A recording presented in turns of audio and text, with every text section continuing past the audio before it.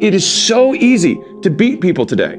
They are so soft. They have no work ethic. No one can stick with anything. Everyone's distracted. They're on social media. They're counting their fucking notifications because they can't stick with shit. They can't say no. In order to make $1 million, you have to endure $1 million worth of pain. You might be able to endure $1 million worth of pain over 40 years, or you can crunch it into 4 crazy years. And then after that, you can have whatever you want to have afterwards. If you listen to this and then you're in the same exact conditions as you were before, and then you do not change your behavior, you learned nothing. And so using that definition has at least allowed me to change my behavior faster, which then goes into rate of learning, which I define as intelligence. And so a lot of people are like, man, he's so smart, but he just doesn't. It's like, well, then if he doesn't change his behavior and he's in the same conditions, he's a dummy. He's not that smart. If you are trying to battle the same boss over and over again, and you don't change what you're doing, and the boss keeps beating you, then it's not the game's problem. It's your problem. You are the problem. But there's a very big difference between doing what someone does and doing what they did to get there.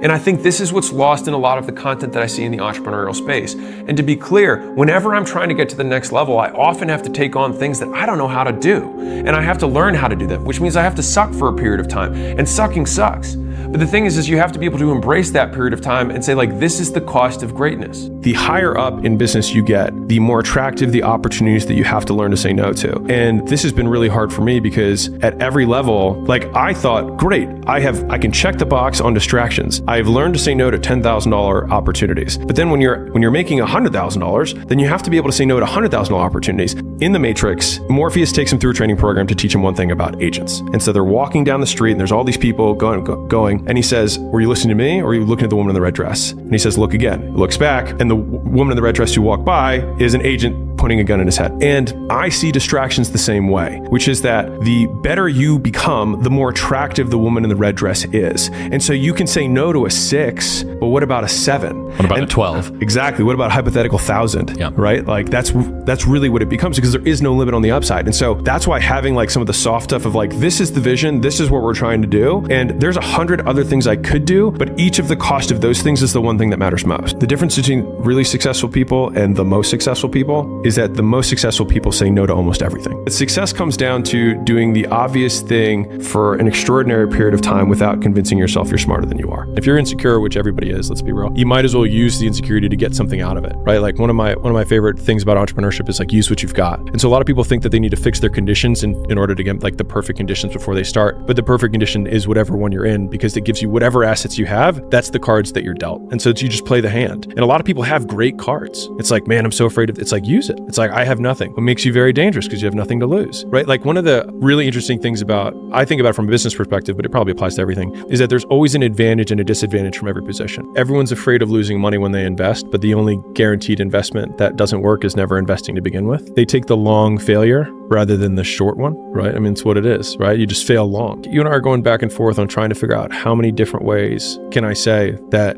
either the people that you're worried about judgment are going to die, or that you're going to die, or that even if you do achieve the thing, they won't care anyways. Or if you don't do anything, they won't think about you to begin with. And don't you want to be thought about to begin with? Like, don't you want some level of significance? To understand is to forgive. Rather than saying like, what do I want? It's what do I hate least? And so we get to run. So then you get to use your run away from engine rather than you go towards to it. Yeah, the right? mouse and the cheese again. Yeah, you don't gain confidence by shouting affirmations in the mirror, but by giving yourself a stack of undeniable proof that you are who you say you are. There have been so many times in my life where I knew I needed to do something, and then I filled all this extra time not doing that thing. And then the moment I did it, I was like, wow, that took way less time than I thought it was going to take. And not only that, it took way less time than it took me to delay to actually get to this point. And if I had only started with just doing what I was supposed to do, I could have done 4 or 5 other things that I was also supposed to do by this exact same point. I've tried to eliminate as much time between I think I should do this thing and beginning doing it. And I think you get this positive reinforcement cycle that occurs every time you start. I call it pulling the thread.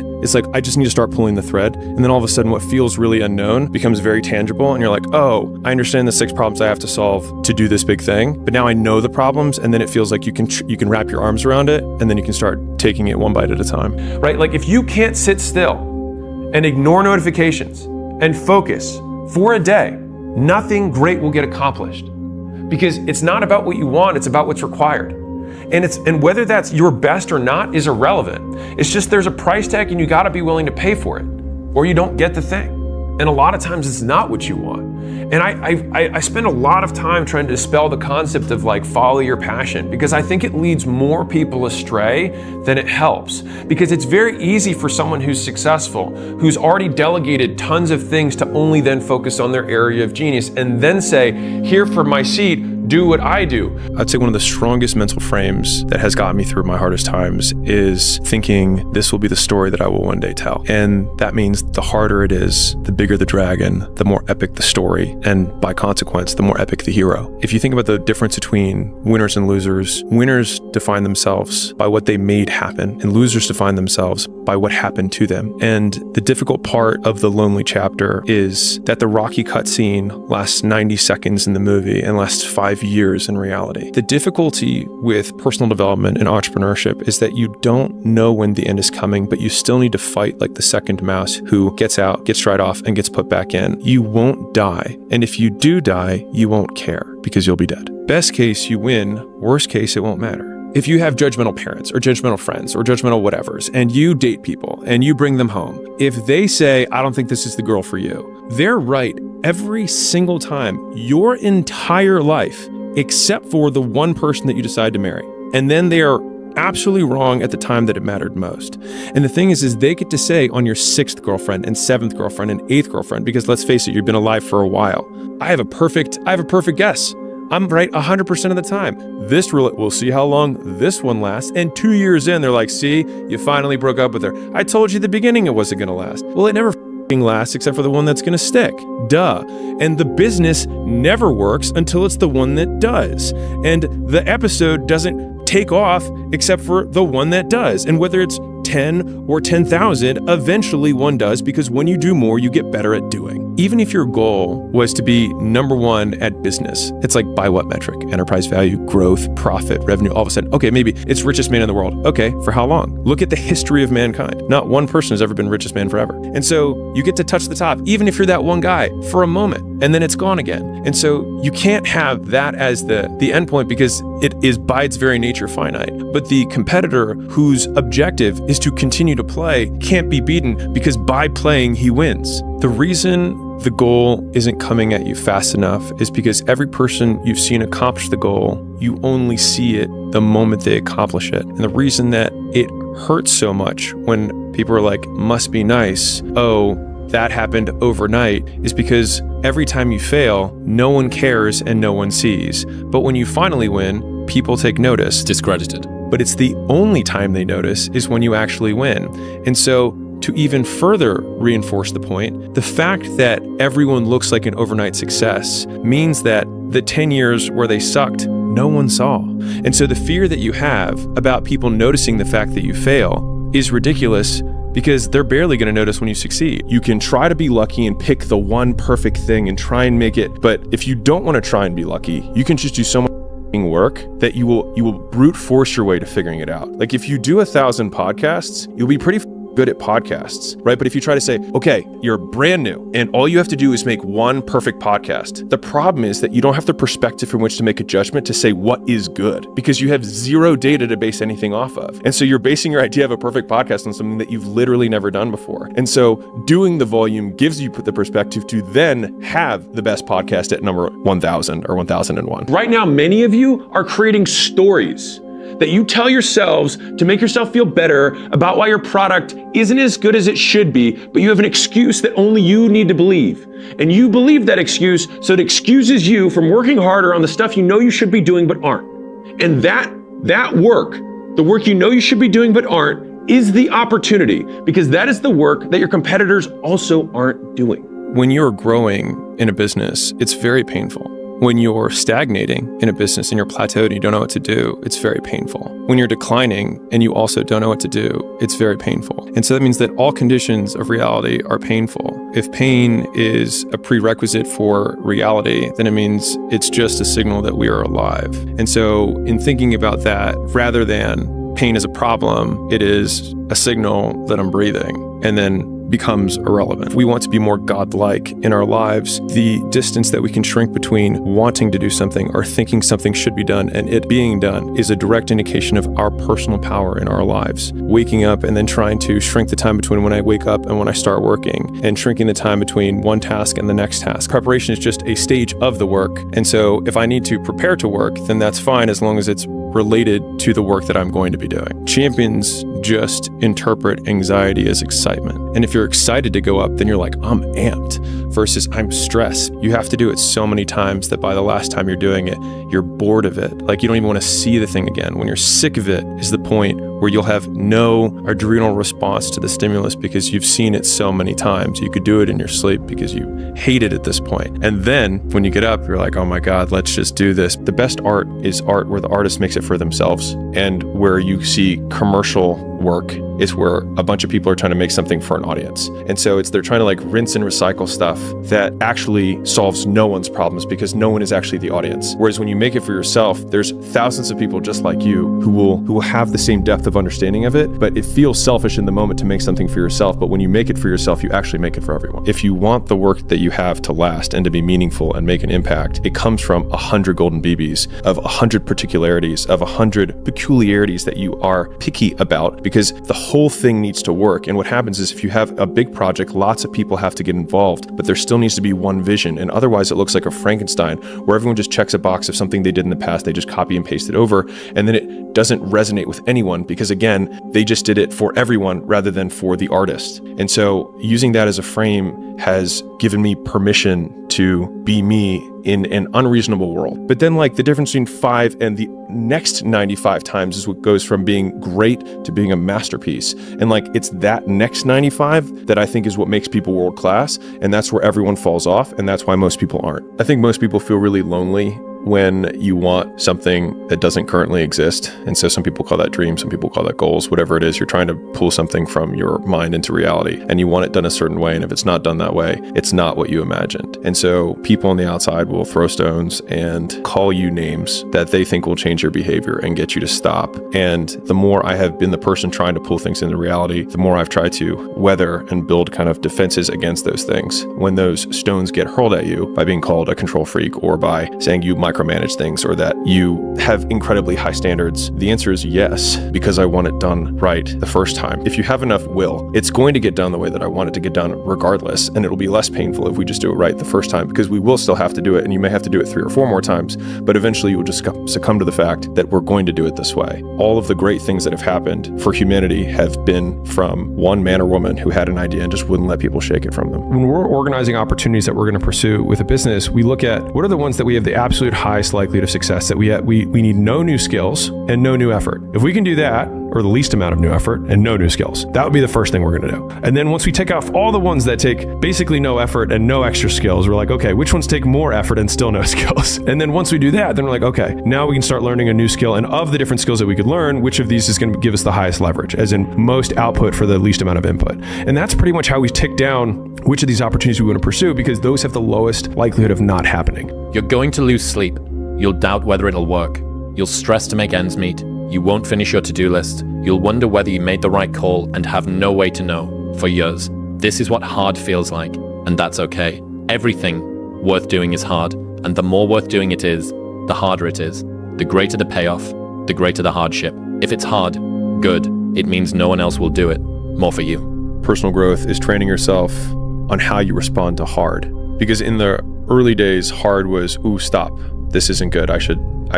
This is a warning sign. This is a red flag. I should slow down, or I should stop, I should pivot. But the more I think about it as a competitive landscape, as I'm clear on what this path is supposed to look like, and these rocks and these dragons are things that I'm going to have to slay along the way to get the princess or get the treasure, I get happier about the harder it is because I know that no one else will follow. It's a selection effect. And I think if you can shift from this is hard to no one else will be able to do this, then it flips from being this thing that you're like, oh, poor me, to oh, poor everyone else who's going to have to try. And I think that is so much more motivating as a frame for the exact same circumstance. Once you've already won, People are like, he's amazing, he's so good. But like, that's the time when you need it the least. And so you always have to be the person who roots for you before everyone else does. It won't get harder. Like, this is the hardest part. And so if you can just make it through this, everything else is downhill. It's not that the things that the dragons are going to slay aren't going to get bigger. They are. But you become so much more equipped to slay them back. And you have so many more allies. You have people in the stands cheering for you. You have the audience. You have all of these other things that are behind you. But at the beginning, it's just you with a stick against a bear. And arguably, that fight is a harder fight to win than beating a dragon when you have a nuclear bomb and 6 nations behind you. And so it's not even like the size of the hardship, it's just also the resources and how few of them you have, and how so much of the beginning is literally burning the one thing you have, which is time, because you have no leverage. You don't have the money to pay other people to help you. You don't have the resources to go like get someone no one can learn it for you. It's like there's a lot of the things that we care about a lot, like no one can work out for you. It doesn't matter how much money you have, no one can learn skills for you. And so in the early days, like, it feels so painful because you're like, you look around to see who can help you, and then you're like, it's me again. Expecting it to be easy is what makes it much harder than it ever is. When you don't have anything to say no to, it's easy to focus on one thing. As success begins to get you more opportunities, your ability to say no becomes increasingly important. And that's something that I'm feeling now. The more successful you become, or the more able you become, the hotter the woman in the red dress is, right? Like, you got a homeless girl that you're walking, past on the street. She's like all dirty, but she's got a red dress on. You're like, the thing is that homeless girl, when you were in your apartment, actually looked like pretty hot. Yeah, right. She's like, I'm not, I could, But then the better you get, the bigger the opportunities, and that's where you have not your hypothetical 10, but what about your hypothetical 100? If you had to create a human, what would you put them through to make them tough? It probably wouldn't be a really chill life. Yeah. What would you put them through to make them patient? Well, you probably wouldn't give them things immediately. And so it's like, we want these traits, but each of the traits has a price tag attached to it. And it's just like, do you want to pay the price tag to get the thing? And so I think if people reframed the period of life that they're going through as the price that they're paying out of their wallet, but the wallet is their time, as the seconds of life that they're trading for it, then I think more people would be willing to make the trade. Because at least when I look at myself, like when I'm 80 something years old and I'm looking back on my life, I want to have these traits. But in order to have those traits, I know I have to go through these things. And I think for me, that's given me a lot of comfort in hard times. As soon as you get great at one thing, you realize just the tremendous amount of hours and work that it takes to be great at one thing. And then there's this moment that I can express personally, which is you realize that there's so few things that you can be great at. And then the discipline comes down to saying, what are the 2 or 3 things that I can be really good at in my life? Because it will take me 5 to 7 years to be exceptional at this one thing. Starting at the top and then wanting to cross the first one off after your first day, but then realizing you still haven't done it well enough to cross it off. And you're like, wait, I have to do another day and I still haven't, quote, made a dent in this list. And then you do it another day and a third day and a 5th day and a 5th week. And then all of a sudden you're like, okay, I think I've got the first one done. And then you still look at this list, but along the way of doing that first one, you realize 20 other things that you could add to that list.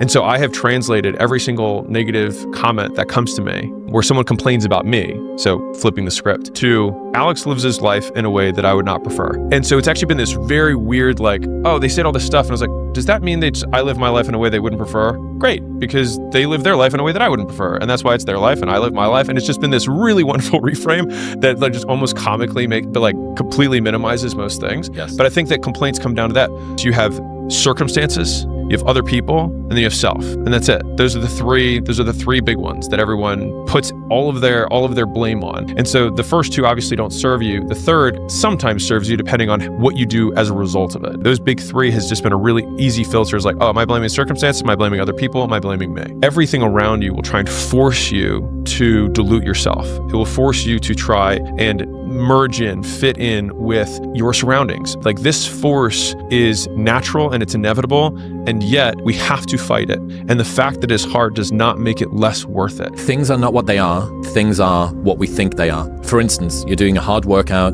which gives you a signature feeling. You're laid on the floor, panting, heart rate at 180, sweating from everywhere with the taste of metal in your mouth. This is oddly enjoyable, but if this exact same sensation was to spontaneously occur in your car while sat in traffic, you'd call an ambulance for fear that you're having a heart attack. Framing is everything. Sometimes you just want to stand in the corner and stare out of the window. The problem is, when you're not smoking and staring out of the window, you're an antisocial, friendless idiot. If you stand and stare out of the window with a cigarette, you're a f***ing philosopher. The power of reframing things cannot be overstated. It's significantly easier to find a way to reframe your experiences as enjoyable while you improve them, rather than waiting for them to be done before you give yourself license to be happy. Vast majority of business owners work a fair amount. They just work on the wrong stuff and they do it the wrong way. And so they get so little for their effort that they wonder when they're at home empty-handed in bed, why isn't this working when I am working? But if you define work, at least the way I do, which is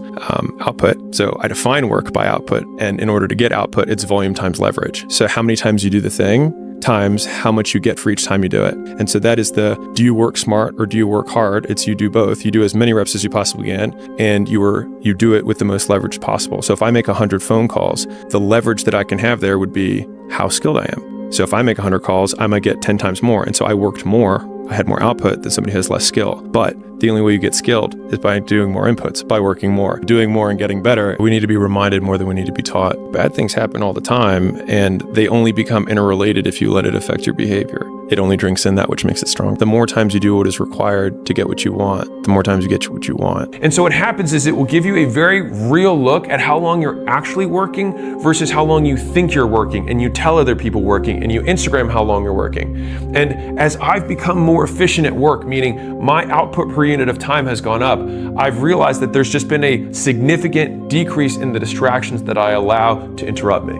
Again, if you want to stay focused, staying focused is not like zeroing in and saying, I'm going to do it just like I'm going to just zoom in on this thing. It's more that focus occurs when you remove everything else. What's left is focus. The best version of your life isn't copying Hormozy or copying Williamson. It's being able to, with nuance, apply the principles that are generalizable across domains, but then having the wherewithal, the discernment to apply the nuance to your specific circumstance. And being able to map those two things, I think, is the skill that has got me the disproportionate return on my life. Most people who claim to be perfectionists are not perfectionists. They're actually procrastinating because they're not doing anything. Right. And so it just is a socially acceptable label, because the real perfectionists feel this sickness where they like want to itch their skin off until the thing's done, but they are trying to get it done. Whereas the perfectionist or the procrastinator uses that to say, like, I'm not sure, I'm just getting it right. But like the person who's an actual perfectionist, one wants to finish and is working every hour of every day on the thing and seeing progress towards it. Because if you don't know how your thing is getting better, you're not a perfectionist, you're just ignorant. Perfectionism is around volume. It's like, that is what we are optimizing towards. Because if we knew how people responded ahead of time to content, then we would make things differently than we do. If we're heroes in our own story, it's not avoiding pain, it's choosing from the very beginning the alchemy, which is like, you have these terrible situations. It's like, and you have the opportunity to turn them into magic and skip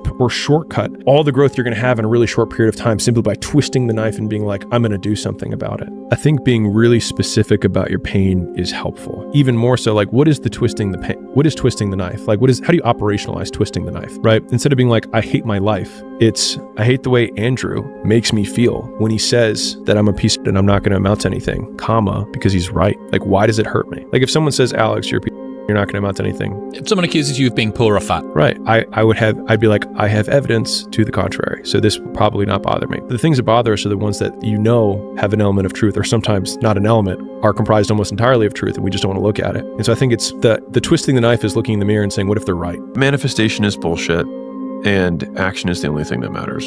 Wouldn't you say that manifestation is the first step before action? So it depends on how we define manifestation. So if we define manifestation as like an electrical signal occurs in your brain, sure. But I don't think that's how most people describe it. I would say be totally on board with manifestation if we define it as knowing that. Like, I know that this is possible. Like, I saw this, or I have some perspective that has changed. To me, that's just knowledge. So if you have knowledge that you can't start a bank, you have to have the knowledge that you can start a bank before you start a bank. That makes sense. So fine. But the bank doesn't occur until you take the action. Whenever I get to a low point where I think, why do I even bother? I just remind myself, this is where most people stop, and this is why they don't win. And this relates to another one, which is a reminder for the gladiators in the arena who feel beat up and scarred with no hope in sight. Building a business is hard. Hard feels shitty. This is what hard feels like. And this is why most people can't do it, but you can.